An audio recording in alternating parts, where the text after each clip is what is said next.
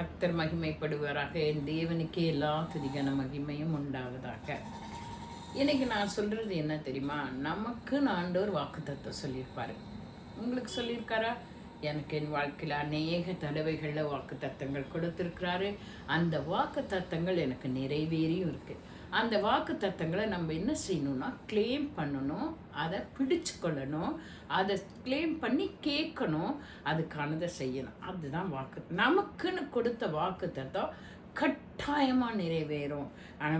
ஆண்டவர் ஒரு நாளும் அதை மறக்கவே மாட்டார். வாக்கு மாறாத தேவன், உண்மையுள்ள கர்த்தர். வாக்குத்தத்தம் பண்ணினவர் நிறைவேற்றியே நிறைவேற்றுவார்.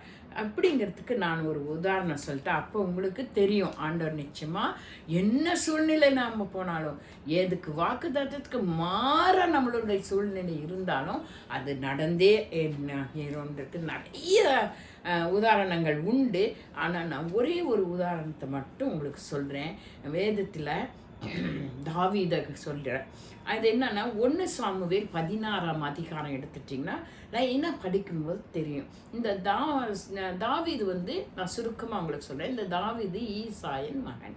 இந்த ஈசாயின் மகன் எப்படின்னா இவன் 8வது பையன். இந்த முதல்ல 7 பேரை நல்ல இராணுவத்தில் ட்ரெயின் பண்ணி நல்லா அவங்களுக்கு நல்ல போஷாக்கு கொடுத்து நல்லா வளர்த்து அவங்கெல்லாம் பெரிய யுத்த வீரர்கள் அப்படி ட்ரெயின் பண்ணியிருக்காரு.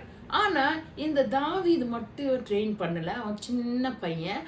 அவன் எங்கேயோ ஆடுகளை மேய்ச்சிக்கிட்டு சுற்றிட்டு காட்டுக்குள்ளே நான் போய்கிட்டு இருப்பான். இதுதான் இதோட ஈசாயோடைய குடும்பத்தின் நிலைமை.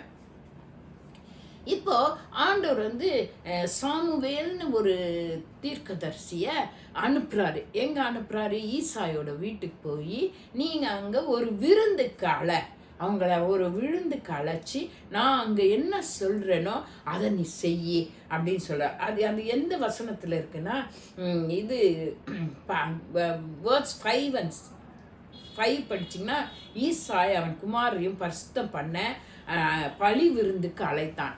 சாமுவேல் என்ன சொல்கிறான்? பரிசுத்தம் பண்ணணும், பழி விருந்துக்கு உன் பிள்ளைகளெல்லாம் கூப்பிடு அப்படின்னு சொல்லு. அப்போ வேர்ட்ஸ் 10 என்ன சொல்லுதுன்னா, ஈசாய் தன் குமாரன் 7 பேரை சாமுவேலுக்கு முன்னாக கடந்து போக பண்ணினான். அப்போ பரிசுத்தம் பண்ணியாச்சு. இப்போ அவங்கெல்லாம் ரெடி. அபிஷேகம் பண்ணணும். யார் ராஜாவாக போகிறாங்கன்னு அபிஷேகிக்கிறதுக்காக அந்த சாமுவேல் முன்னால் கடந்து போக சொன்னான். இவனுக்கு ஒரு பையன் இருக்கான், அதை விட்டுட்டான். இந்த 7 பேரை அப்படியே கடந்து போக இவன் இல்லை ஆண்டவர், இவனும் இல்லை அப்படின்னு 7 பேரையும் ஆண்டவர் சொல்லிட்டார். தேவன் யாரையுமே தெரிந்து கொள்ளவில்லை. அப்புறம் 11ஆம் வசனத்தில் என்ன சொல், உன் பிள்ளைகளை இவ்வளவுதானா என்று சாமுவேல் கேட்டான். அதற்கு அவன் இன்னும் எல்லாருக்கும் இளையவன் ஒருவன் இருக்கிறான், அவன் ஆடுகளை மேய்க்கிறான் என்றான். பாருங்க, எல்லாருக்கும் இளையவன் ஒருத்தன் இருக்கான். 7 பேர் தான் அனுப்பிச்சான், அவ்வளோதான் பிள்ளைகள் மாதிரி. தாவீதை கூப்பிடவே இல்லை பரிசுத்தம் பண்ணுறதுக்கு. தாவீதை விருந்துக்கு அழைக்கவே இல்லை. சொந்த பையனை ஒதுக்கிட்டாங்க. ஆனால் ஆண்டவர் குறித்து வச்சிருக்கிறாரு, அவன்தான் ராஜான்னு.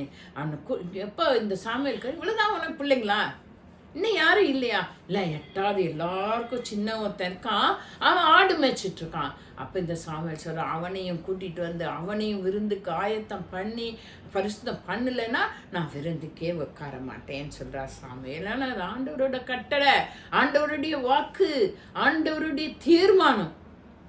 சரிங்களா?